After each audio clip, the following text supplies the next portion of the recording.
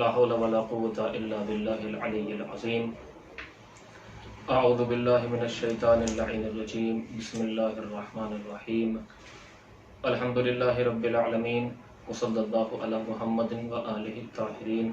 ولعنة الدائمة على أعدائهم أجمعين من يوم ظلمهم إلى يوم الدين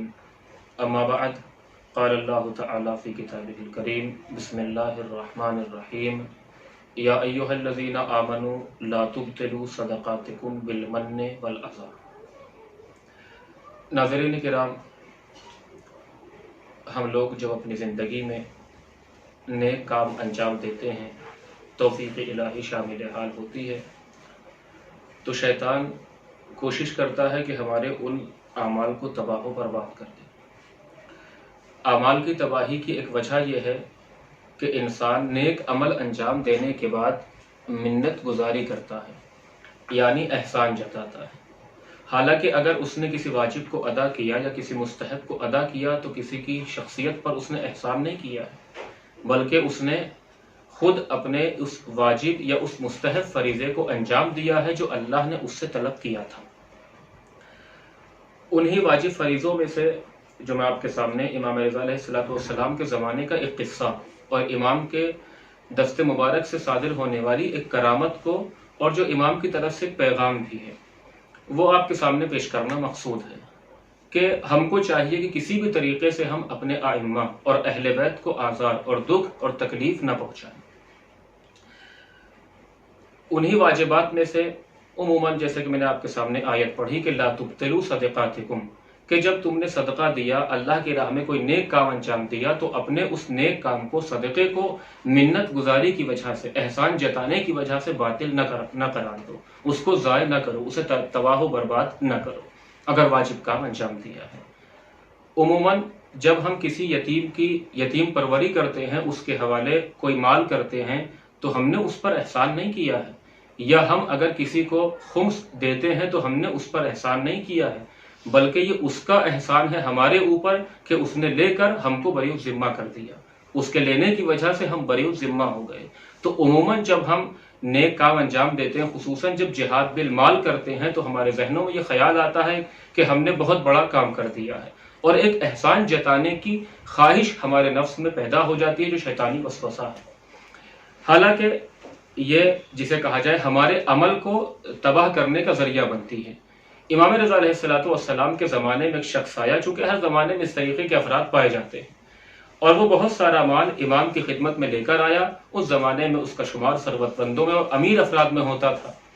جب امام کی خدمت میں اس نے مال کو پیش کیا، اب بہرحال وہ اس کا واجب خمس تھا یا ایسے ہی وجوہات امام کی خدمت میں لے کر آیا تھا، یہ کچھ روایت سے ظاہر نہیں ہوتا، لیکن جب اس نے امام کے حوالے وہ مال کیا تو وہ کہتا ہے کہ میرے نفس میں ایک خواہش پیدا ہوئی، میرے نفس میں خیال آیا، میں نے سوچا کہ اگر ہم نہ ہوتے اور یہ ہمارا مال نہ ہوتا، ہم ائمہ کے حوالے اس مال کو نہ کرتے، تو کس طریقے سے امام دین کے امور کو بجا لاتے۔ آپ نے دیکھا کتنی بڑا غلط خیال اس کے ذہن میں آیا اور امام کو تکلیف دینے کا سبب بن رہا ہے کہ ہم ہیں جو مال دے رہے ہیں، اور یہ ہمارے مال دینے کی وجہ سے امام دین کے امور کو انجام دیتے ہیں اور ان کاموں کو یہ امام دین کے امور کو آگے بڑھاتے ہیں۔ عزیزو،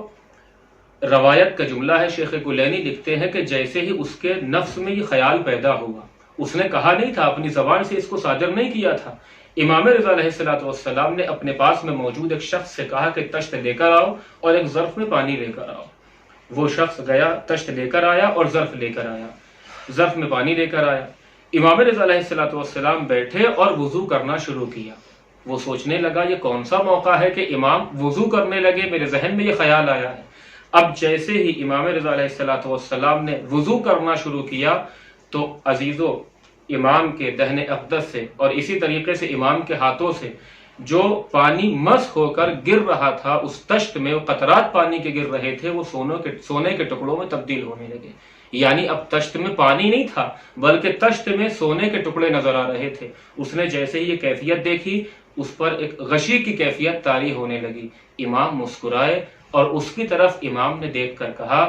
کہ ایک جملہ کہا کہ جو اس پر قادر ہے، جو پانی کو سونا بنا سکتا ہے، وہ تمہارے مال کا محتاج نہیں ہے، کبھی تم نیک عمل کو انجام دے کر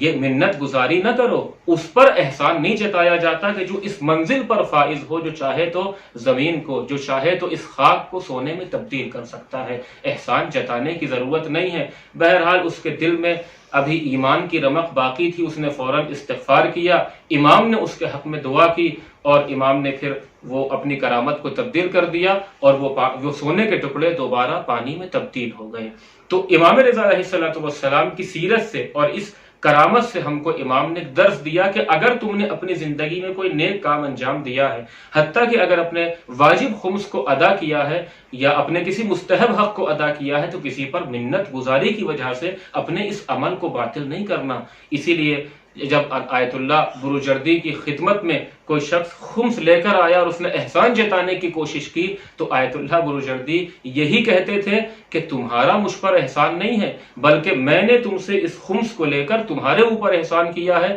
کہ تمہاری گردن کو بری ذمہ کر دیا اور اپنے ذمے میں تمہارے اس فریضے کو لے لیا ہے. تو ہمیں چاہیے کہ جب ہم کوئی عمل انجام دیں تو ہمارے ذہن میں شیطانی وسوسہ نہ آنے پائے کہ ہم منت گزاری کریں. ہم اگر مجلس حسین کریں، ہم اگر کوئی محفل کریں یا کوئی بھی نیک کام اگر دین کی تبلیغ کر رہے ہیں تو منت گزاری کی حاجت نہیں ہے، ورنہ یہ عمل ضائع ہو جائے گا. لا تبطلوا صدقاتکم بالمن والعزا. قرآن کا اعلان ہے کہ اپنے عمل کو منت گزاری کے ذریعے تباہ و برباد نہ کرو. وصلی اللہ علی محمد و آل محمد.